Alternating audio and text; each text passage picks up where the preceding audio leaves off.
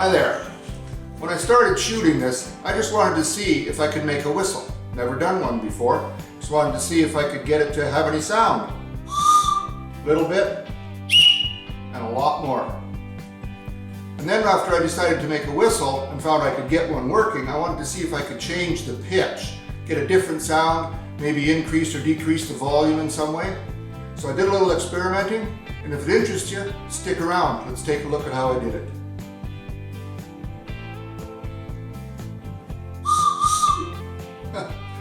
Toys have sure changed since I was a kid back in about the 14th century. Today, kids won't even look at a toy unless it's electronic, has lights going off and sounds. Back when I was a kid, whistles, yo-yos, cap guns, things like that were considered fun. Well, I want to make a whistle today. I'm going to do a little experimenting to see if I can get a different sound.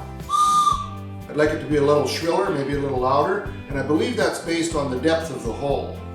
So I'm going to try, see what I can come up with. This is Caragana. I really like the grain in Caragana. It's a beautiful wood. The only thing is, you can only get it this large, maybe slightly larger. This is about 1.25 inches in diameter. So you can't make anything real large with it, but if you just want the pretty grain, it's there for you. So let's take a look and see what I can come up with for a whistle today. It's not critical that I be right on center, but because the piece of wood is so small, I want to be as close as possible. I don't want to lose any I don't have to lose. I'm just using my centering jig here to find the center, and then I'll just mark that with the scratch awl.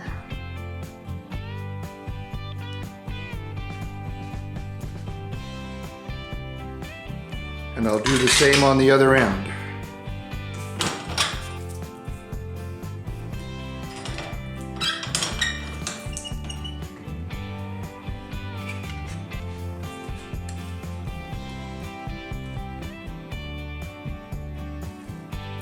This white lead is great when the wood is so dark, but it's extremely soft and fragile.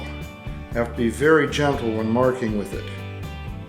This is the Stabilo Aquarellable, is how I read the name. It's good for paper, glass, plastic, metal, and obviously wood.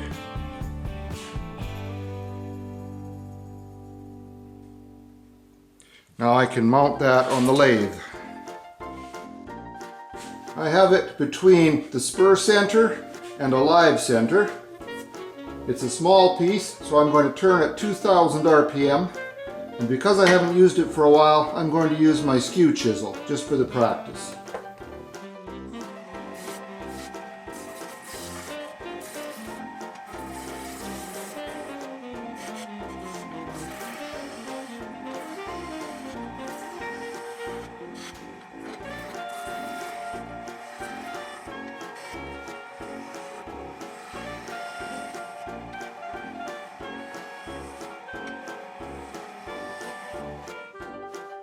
Grain's not showing up just yet, but there should be some nice grain down a little deeper toward the center.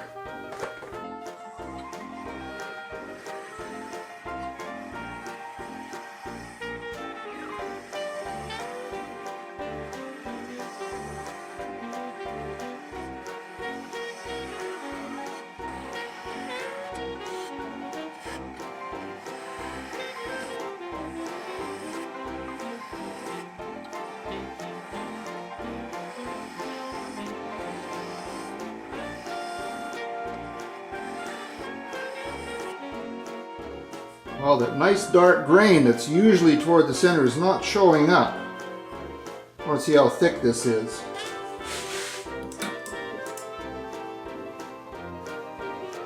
At about 7/8 of an inch. I don't want to get a lot smaller than that. I'll try a little further.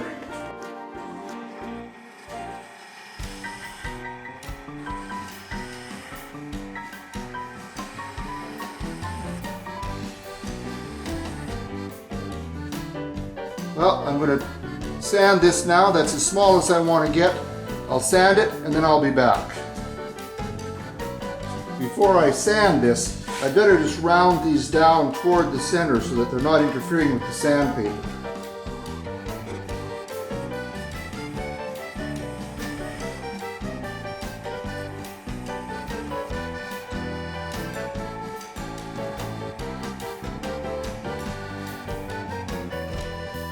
And that should be ready for sanding. When I sand a spindle turning, I like to sand with it running, then shut off the lathe and sand back and forth like this with the grain. Now this turned out pretty nicely with the skew chisel, so I'm going to start at 240 grit.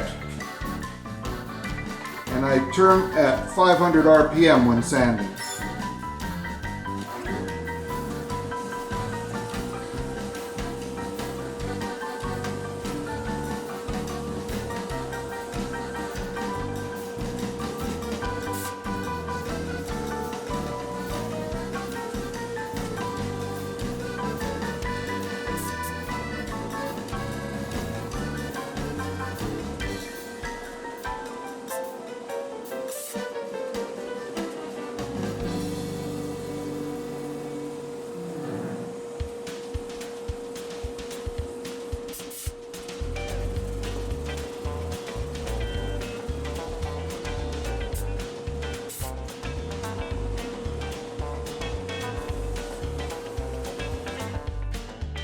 I've sanded it to 400 grit.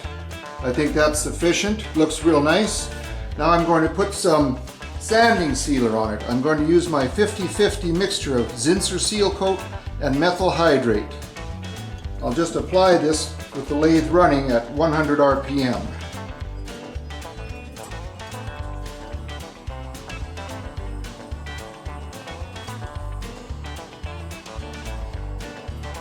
I'm going to give that a couple of minutes to dry. Then I'm going to sand it with the grain with 800 grit just to knock down any fuzzies that might be there.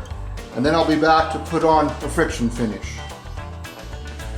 Now I'm going to apply my friction finish, which is 3 equal parts of shellac, boiled linseed oil, and lacquer thinner. Again, I will apply this with a paper towel at 100 RPM. And then I'm going to turn it up to 3000 after a minute of drying and buff it with a piece of shop towel.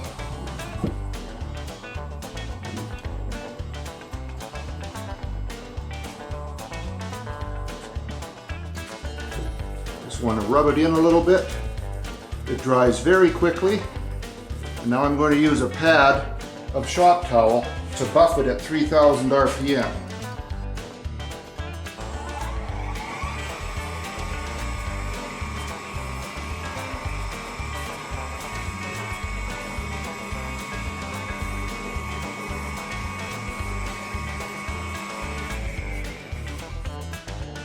I think that's looking pretty good. There's not a lot of grain variation to pop, but it's looking pretty good.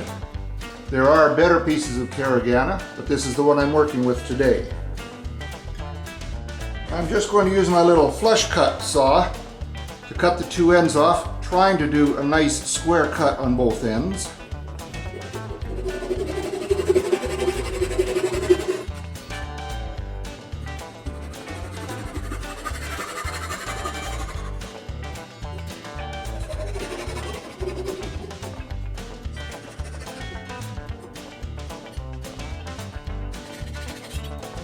And that's not too bad.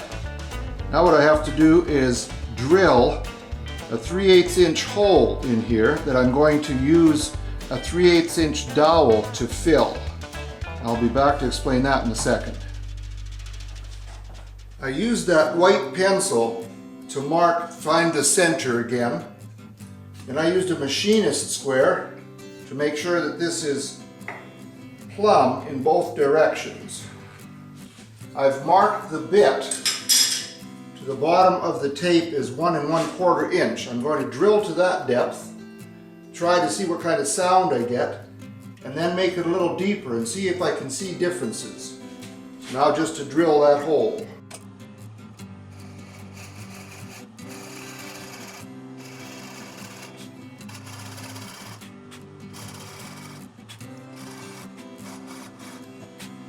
And that's the depth I'm looking for. This is the end that has the hole in it. I want to come in just roughly a 1/2 inch and cut straight down. I want to go at the most halfway through. I just want to make sure I'm into the hole.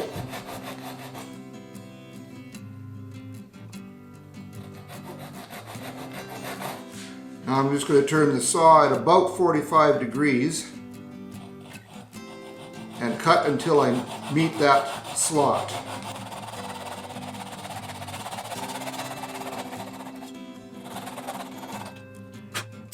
And that's looking pretty good.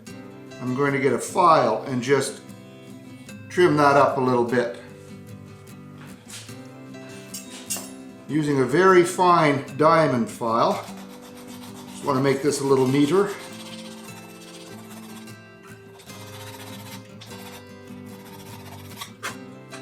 Now I need to cut a piece of 3/8 inch dowel to fit in here. I want it to come just to here, so it's going to be that length, but I'll leave it a little longer so I can pull it in and push it out. I've taken a piece of 3/8 inch dowel and sanded a flat on one side. I think it's a matter of experimentation to see just how much you should take off. Now I'm going to put this in with the flat up so it's even with the slot that I put in there. And I'm going to put it in until it's just flush with the edge here. I think that's a little more shrill than the other one I did. Now what I want to do is I'm going to drill another 1/2 inch deeper, try it, see if I see any or hear any difference in the sound. Another 1/2 inch, see what kind of sound difference I can hear. And when I find the one that I like, if I'm too deep, I should be able to take a piece of 3/8 inch dowel, cut a short piece, stuff it in there to the bottom, and then balance out the sound. Now I'm not going to bother you showing you all of these steps, but I will give you a little demonstration of the different sounds. So I'll go drill this and I'll be back. Before I drill the hole any deeper, I've got 3 different pieces of dowel here with different amounts sanded off. This one has the least sanded off. In other words, the gap between the side walls of the hole and that flat spot is the smallest. And I want to see what that sounds like. It's not very shrill, it's not very loud. So I'll go to the next one, which has a slightly larger gap.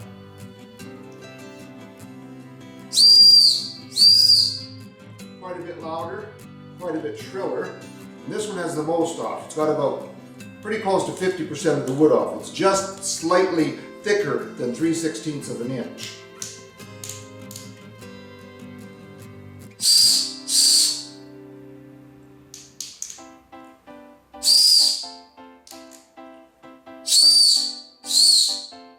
Seems to be a little too much. The one in the middle seems to do the best job as far as either the pitch or the volume. Alright, now I'm going to go drill the hole a little deeper, then I'll try all 3 of these again and see what difference there is. Or hear what difference there is. I just realized my camera has a sensor built into it, and when the volume peaks too much, it attenuates, it drops that volume. So I don't know if you'll even hear any difference in this. What I have here is a sound level or decibel meter, and I'm going to use that to see how loud this is. I'm just going to do it with that medium-sized gap and see what I get here.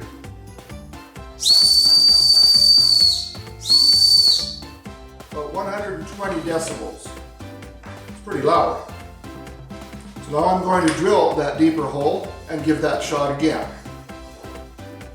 I increased the depth of the hole to 1.5 inches now. That's just 1/4 inch greater than it was. Now this decibel meter peaks at about 126 decibels. Let's see what this does.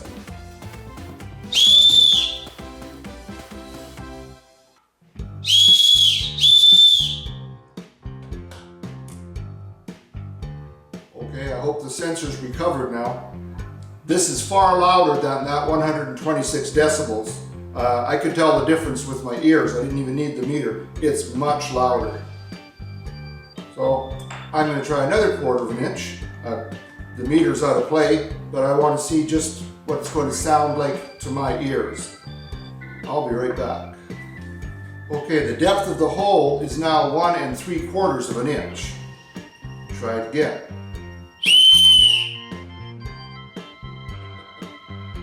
It's even louder. So I don't know at what point that might change, if at all, but all I wanted to see is if the depth of the hole makes a difference, if the amount of wood removed from the dowel makes a difference. They both make a difference. So that's it for this. I'm pretty sure if I was to give one of these to each of my grandchildren, my kids would not be all that impressed. And that brings me to the end of my experimenting with whistles. While I was waiting for the glue to dry after I glued the dowel in, I decided to try another piece of Caragana. And it's a little nicer. It's got some nice dark spots, some little knots. Looks better than this one. Still not as nice as this one. I really like that. I guess I'm going to have to make some more. Haven't turned this into a whistle just yet, but I will. So, give it a try. See what you think of making a whistle. There are dozens, if not hundreds, of other videos out there showing how to make whistles, but I haven't seen anybody try to find a different sound in them. And I'm not sure that I really found a different pitch, but I certainly found a way to get more volume. So, can't wait to give some of those to the grandkids. Thanks for stopping by. Have a great day in your shop. Remember, be safe. It's important. Don't forget to subscribe, and if you like this, click that little like button down below the video. Take care of yourself now. Bye-bye.